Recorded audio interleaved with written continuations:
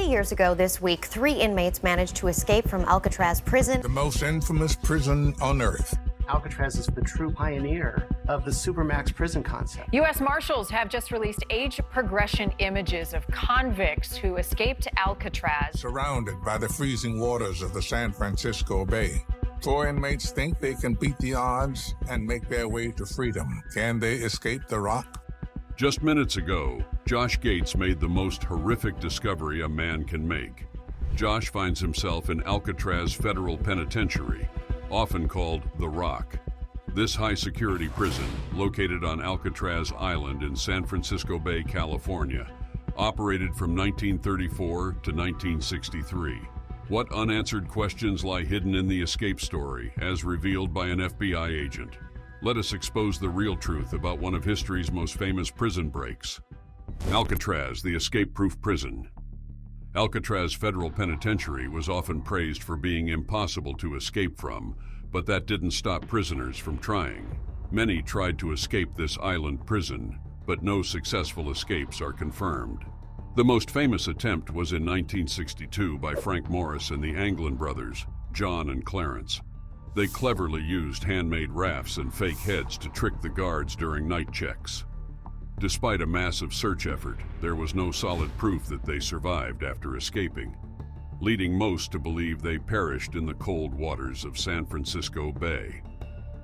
Throughout its history, Alcatraz saw numerous escape attempts, yet none were officially deemed successful. The prison was equipped with 6 guard towers and staffed by over 60 guards, providing an extremely high level of security relative to the number of inmates. Its isolated location and the strong ocean currents around it made escaping especially challenging, cementing its status as one of the most secure prisons in the United States. From its opening in 1934, Alcatraz operated for 28 years without a confirmed successful escape. Notably, the prison closed in 1963, just a year after the famed 1962 escape attempt. Although the official reason for its closure was the high cost of operations, some believe that the escape attempt played a role in the decision to shut it down. The cold seawater surrounding the island, approximately 1.25 miles from San Francisco's shoreline, posed a formidable natural barrier. The water temperatures, often around 53 degrees Fahrenheit, made survival in the water nearly impossible. Prison officials and guards often promoted the idea that escaping from Alcatraz was futile, as part of a strategy to discourage inmates from even considering the possibility. This mental and physical discouragement was crucial for maintaining control within the prison walls. The harsh environmental conditions and the strong security measures reinforced the prison's impenetrable image. The myth of Alcatraz as an inescapable fortress was supported not just by the physical barriers, but also through psychological tactics. These tactics were designed to dominate the spirits of the prisoners, making them feel that escape was beyond reach. The cold, unforgiving sea was a constant reminder of the grim outcomes likely awaiting those who dared to attempt escape. Alcatraz remains a legendary symbol of confinement, its history rich with tales of those who tried to overcome its barriers. The combination of natural obstacles, stringent security measures, and psychological strategies created an environment where the thought of escape was as daunting as the act itself. The story of Alcatraz is a testament to human resilience in the face of overwhelming odds and the extensive efforts of authorities to maintain control and order. The legacy of the prison continues to fascinate and serve as a reminder of the extremes of human endeavor and institutional control. The prison authorities told the prisoners exaggerated tales of sharks that circled the island, waiting to attack anyone who dared to escape through the cold waters. In addition, inmates were made to believe that the guards were exceptionally skilled shooters, ready to target any prisoner who attempted to flee. Despite these stories lacking evidence, the prison officials continued to promote them vigorously, reinforcing the belief among inmates that escaping was not only hopeless, but also deadly. Located in the middle of the San Francisco Bay, This high-security prison housed some of the most infamous criminals, such as Al Capone and Machine Gun Kelly, reflecting a strategic move to strengthen the perception that breaking out was out of the question. However, the oppressive atmosphere and these frightful tales could not suppress the prisoners' desire for freedom. Over the years, there were 14 recorded attempts to escape from Alcatraz, and each one was thwarted, resulting in the capture or death of those involved, with just one instance standing out due to its partial success. The San Francisco Bay is a large inlet of the Pacific Ocean in Northern California. It is known for its scenic beauty, diverse ecosystem, and historical significance. The Bay Area includes several cities, such as San Francisco, Oakland, and San Jose, each contributing to the region's culture and economy. The San Francisco Bay has a unique geography. It is connected to the Pacific Ocean by the Golden Gate, a narrow strait that is spanned by the iconic Golden Gate Bridge. The bay itself is shallow, with an average depth of about 12 to 15 feet, although there are deeper channels that allow large ships to navigate. The bay is also fed by several rivers, including the Sacramento and San Joaquin rivers, which flow into it from the Central Valley. The region around the bay has been inhabited for thousands of years. Native American tribes, such as the Ohlone, lived in the area long before European explorers arrived. These indigenous people relied on the bay's rich resources for food and trade. They fished, hunted, and gathered shellfish, using the abundant natural resources to sustain their communities. In 1769, Spanish explorers led by Gaspar de Portola were the first Europeans to see the San Francisco Bay. They were followed by other Spanish expeditions, which eventually established missions and settlements in the area. One of the most famous of these is the Mission San Francisco de Asís, also known as Mission Dolores, founded in 1776. The mission played a significant role in the colonization and conversion of the native population. During the Mexican period, which began in 1821, the Bay Area continued to develop. Ranchos, or large land grants, were given to Mexican citizens who established cattle ranches and farms.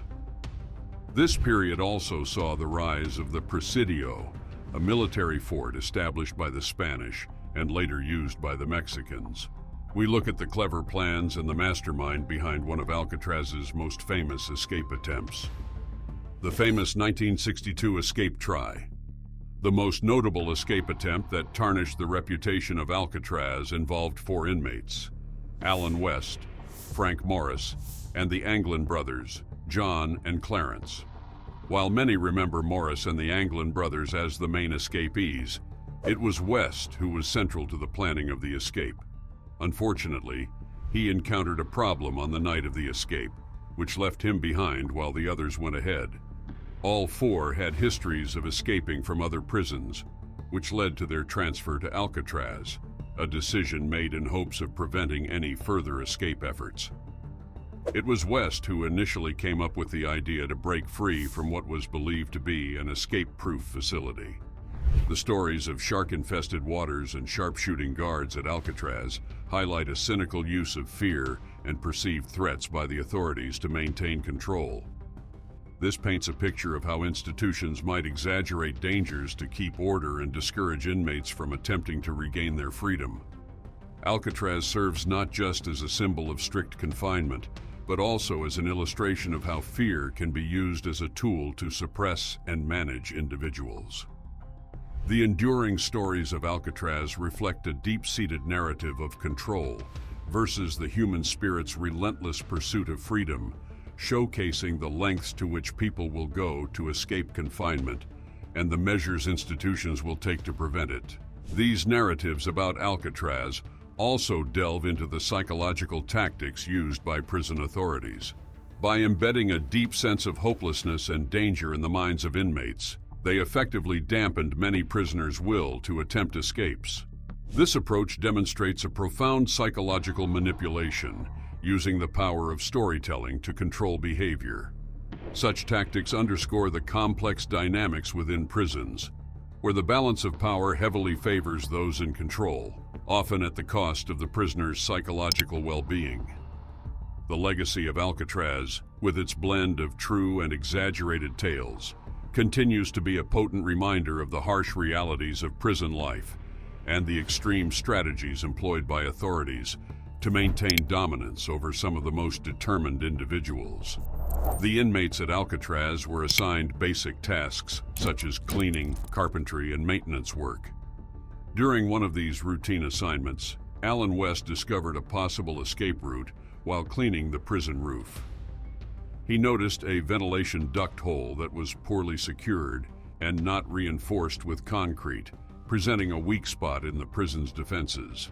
This hole was different from others, featuring steel rods that appeared relatively simple to cut or break. Realizing the potential of his discovery, West shared the information with Frank Morris, a neighboring inmate known for his intelligence. Frank Morris, who had an IQ of 133, was recognized for his intelligence and ability to strategize under pressure. Upon learning about the vent hole from West, he quickly formulated an escape plan, recognizing the unique opportunity it presented. Morris enlisted John and Clarence Anglin, brothers in adjacent cells, to join the escape effort. Their close cell locations facilitated easy communication and collaboration, which were essential for the complex planning and execution of their escape plan.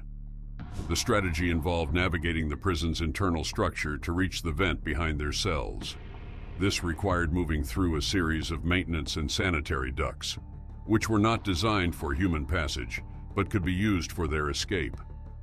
Once they reached the vent, they planned to cut through the steel rods and climb up to the roof. The weakened state of the prison walls, corroded by years of exposure to the salty sea air, played into their hands. These walls were less sturdy than they appeared, making them easier to manipulate and break through. Using spoons stolen from the dining area, the inmates began the slow and painstaking task of chiseling away at the walls around their cells. They worked meticulously to enlarge the vent openings, a process that took several months of careful, secretive labor. To ensure their activities went unnoticed, they timed their digging efforts to coincide with periods when the prison was naturally noisy, such as during other inmates' music practice sessions. This strategic timing was crucial, as any unusual noise could attract the guards' attention and jeopardize their plan. The fact that inmates could plan and nearly execute an escape underlines the inherent weaknesses in the prison structure and the oversight of its administration. The inmates' use of simple tools like spoons to dig through prison walls illustrates a profound level of desperation and ingenuity. It also highlights the failure of the prison system to adequately secure and monitor the facility, allowing inmates to exploit its vulnerabilities. In the harsh and strict environment of Alcatraz, they cleverly timed their excavation efforts to coincide with ongoing maintenance in the prison. This strategy allowed them to dig without being noticed by the guards. Their plan was straightforward: dig quietly, stay under the radar, and always have one person watching for guards. This high level of caution was necessary in a place known for its intense security measures, boasting the highest number of guards per inmate in the country. The risk of getting caught was always present, not only from the constant monitoring by guards, but also from the potential for other inmates to reveal their plans.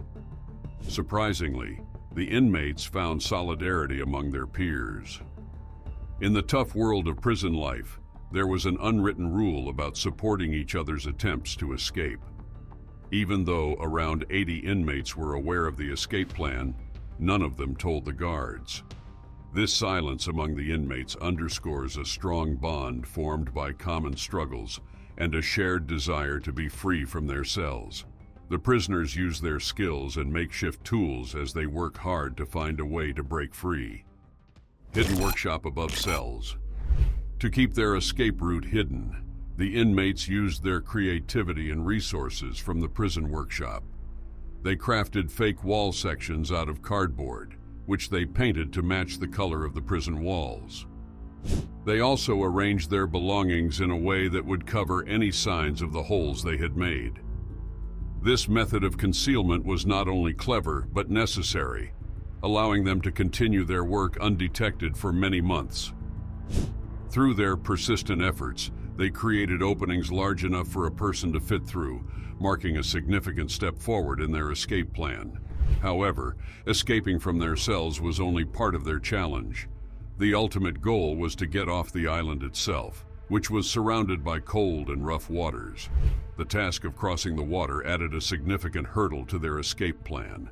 It required careful preparation and consideration of elements like the tide and weather, which could drastically impact their chances of success.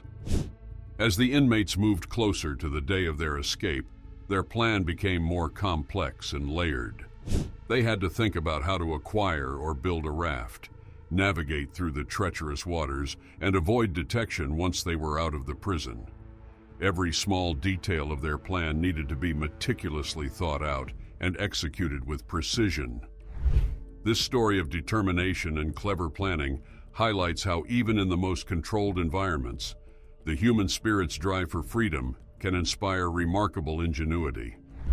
The inmates' efforts to outsmart one of the most secure prisons in America reveal a deep resilience and a profound understanding of both the physical and psychological aspects of escape. Their story reminds dramatically how desperate circumstances can lead to extraordinary actions and complex plans carried out with great care and caution. They discovered an innovative way to address the problem of crossing the cold, surrounding waters if they managed to escape. They found an article in a mechanics magazine that explained how to make a rubber boat using raincoats, which were surprisingly easy to find within the prison. With the help of other inmates, they secretly gathered about 50 raincoats. The big question was where to hide and assemble these materials without being caught. They found their answer above their heads, on the roof of their cells, near a ventilation duct that inmate Alan West had earlier found. However, this area was usually watched by guards. West, under Morris's guidance, executed a smart trick. He convinced the guards that hanging sheets and blankets over the bars above the cells was necessary to keep dust from falling during cleaning. This simple request seemed harmless enough, but it was actually a strategic move to hide their escape preparations. The guards, perhaps too trusting or distracted by other duties, allowed this, effectively giving the inmates a hidden workshop right under their noses. This oversight was a major flaw in the security of a prison that was supposed to be completely secure. For 2 months, this hidden spot served as a workshop where the inmates worked diligently. They transformed the collected raincoats into a rubber boat and life jackets, essential for their water escape. They also worked on enlarging the duct opening to use as their escape route. They brought all necessary tools to this spot, turning it into a well-equipped workshop, all while remaining hidden from the guards by the very sheets and blankets that the guards had approved. However, the inmates faced a significant risk every time they spent long periods on the roof working on their escape tools. They needed to ensure they wouldn't be missed during random cell checks by the guards. To solve this, they came up with another clever plan. They made fake heads using materials they could find, such as soap, toilet paper, and real human hair. These heads were placed on their pillows at night, covered with blankets to look like they were sleeping in their cells. This deception was effective enough that when guards checked the cells at night, they saw what looked like inmates asleep under their blankets and moved on without suspicion. This tactic allowed the inmates to continue their work unnoticed. These fake heads, crafted with attention to detail to withstand cursory glances from the guards, are still preserved in the prison archives as evidence of the inmates' resourcefulness. Their creation not only highlights the inmates' creativity, but also points to a deeper problem in the prison system. It raises questions about the effectiveness of security measures when simple tricks can undermine them so thoroughly. This event not only demonstrates the inmates' ability to think creatively in their quest for freedom, but also critically exposes significant gaps in a prison system that prided itself on being escape-proof. The successful concealment of their workshop and the use of decoys to fool the guards reflect a significant breakdown in the supposed vigilance of the prison's security apparatus. The late discovery and reporting of these security lapses, not surfacing until decades after the fact, add an element of drama to the narrative, underscoring the embarrassment and scandal associated with the breach of security at one of the most famous prisons in history. Crafting the fake heads demonstrated the cleverness of the inmates. They gathered whatever materials were within reach in their cells: soap, cement dust from their escape tunnel, toilet paper, glue, and colors from the prison workshop. By mixing these items, they produced very realistic replicas of their own heads. The hardest part was making the fake hair look real. Luckily, Clarence Anglin, who worked in the prison barbershop, solved this problem. He collected real hair from other prisoners, which they used to give their fake heads more authentic hair. The escape night finally arrives, full of tension and unexpected problems, putting their plan to the ultimate test. Alan West's bad luck. Each night, the inmates worked hard in a hidden area of the prison, building not just the heads, but also a raft and life jackets, planning for their escape. Over 2 months, they prepared everything needed for their breakout. The night of June 11th, 1962, was when they decided to act. As the lights went out at 9:30 p.m., each man put a fake head in his bed, covered it with a blanket, and made the beds look like they were asleep. This trick was meant to fool the guards into thinking they were still there while they sneaked out. They moved towards the ventilation openings they had secretly worked on opening for months. The openings led to a corridor behind their cells, which took them to their workshop. From there, they could get to the ventilation duct that would take them to the roof of the prison. Despite their detailed planning, not everything went smoothly. Alan West struggled to reopen his ventilation cover. The cement he had used to hide the hole had hardened more than he expected, making it very hard to break through again. Meanwhile, Frank Morris and the Anglin brothers, who had managed to get out of their cells, were putting together the rubber raft and life jackets. They were also removing metal bars that blocked the vent duct. But Alan was stuck. Even though his friends had made it through and were moving ahead with the escape plan, he was left behind, trapped in his cell by the very cement he had hoped would help him escape. This showed that even the most careful plans can fail because of unexpected problems. According to their earlier plan, if one of them faced obstacles, the others would proceed without waiting. Following this agreement, Frank Morris and the Anglin brothers continued their escape, successfully reaching the prison's roof. They moved stealthily to the outer walls of the prison, which were fenced off. With surprising ease, they cut through these fences and made their way toward the beach, undetected. On the beach, they had a special device that Frank Morris had adjusted to inflate their makeshift boat quietly. This tool was crucial, as it allowed them to prepare their raft without making any noise, which could attract the attention of the guards. In the darkness of the night, they worked efficiently, knowing that silence was their ally. As morning arrived and the prison wake-up bell rang at 7 a.m., the routine count of inmates began. It was during this count that the guards discovered the dummy head in Frank Morris's bed. The sight of the fake head instead of the actual inmate triggered an immediate and intense reaction from the prison staff. Alarms were sounded, and a thorough search was initiated, signaling the start of a large-scale manhunt. This included not only the prison guards, but also the involvement of the FBI. Alan West, who had failed to escape his cell, was immediately questioned by the authorities.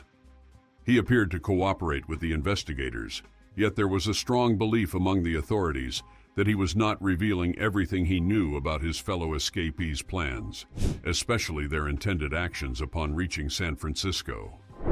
Despite extensive search efforts on the island and the surrounding waters, no signs of the escapees were discovered, suggesting that they had successfully made it to the sea with their raft.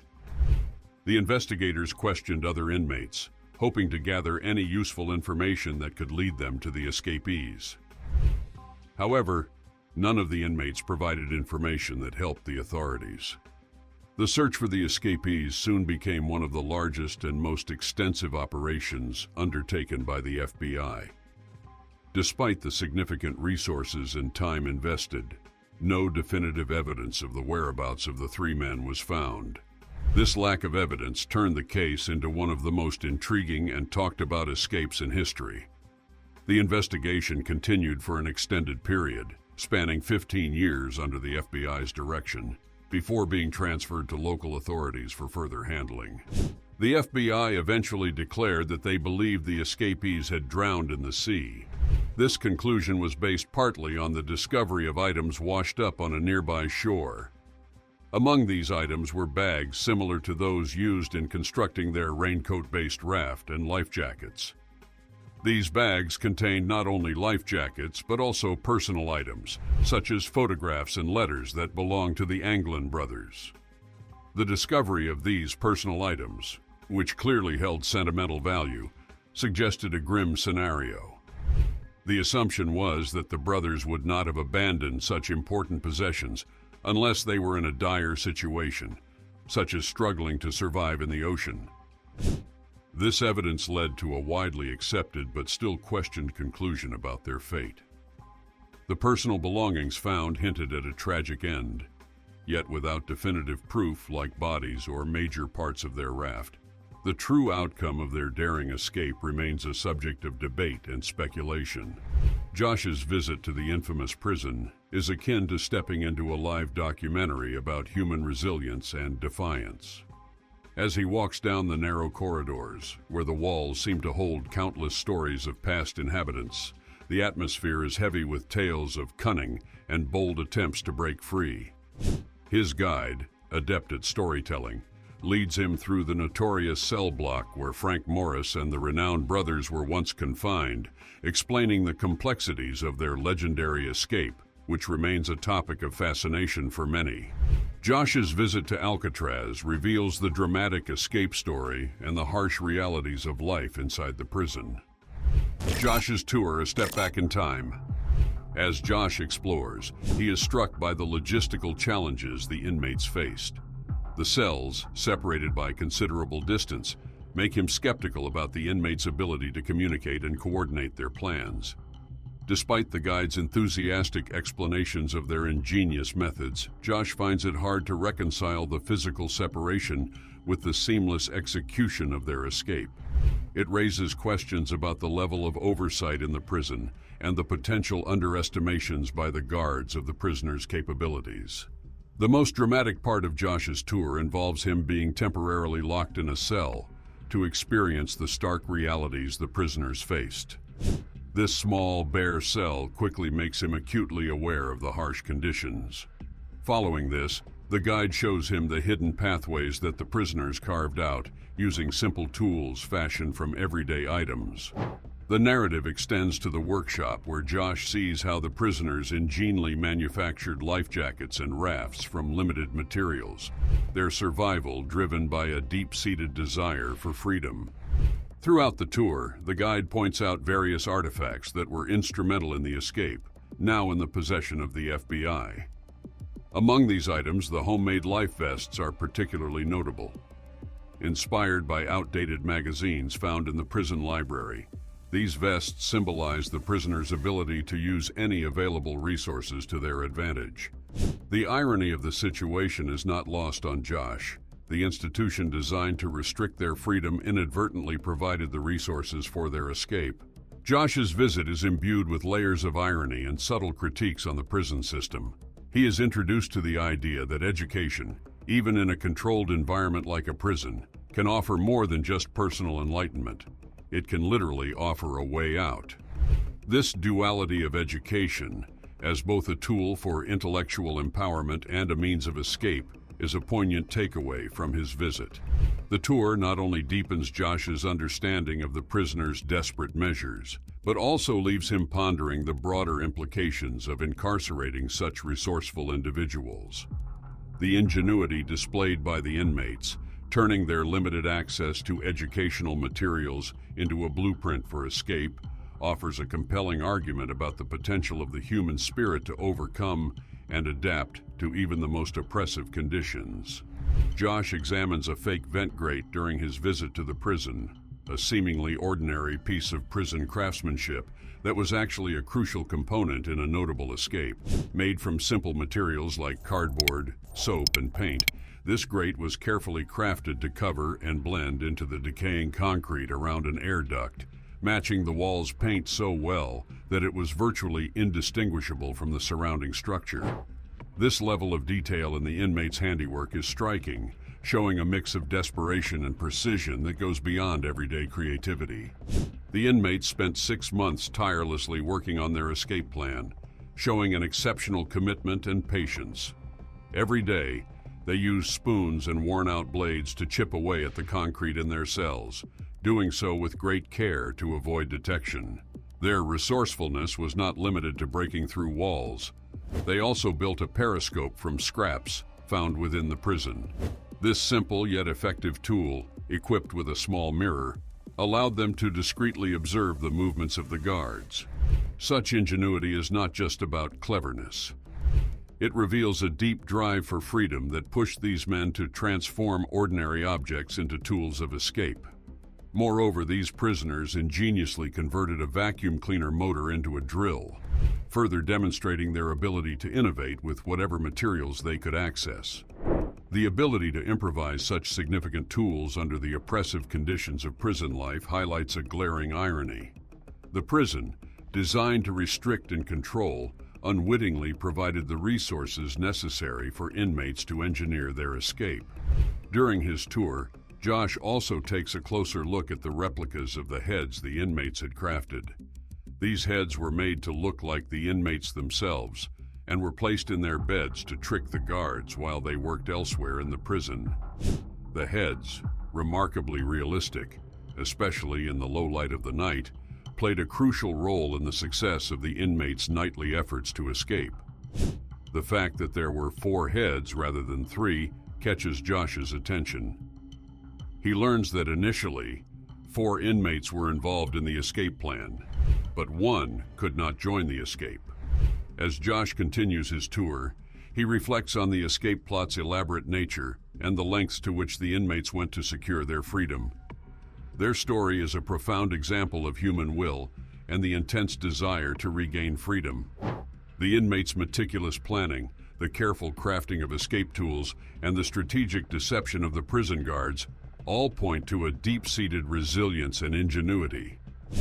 Despite its reputation as one of the most secure facilities, Josh's realization of the prison's vulnerabilities highlights the paradox of such high-security environments.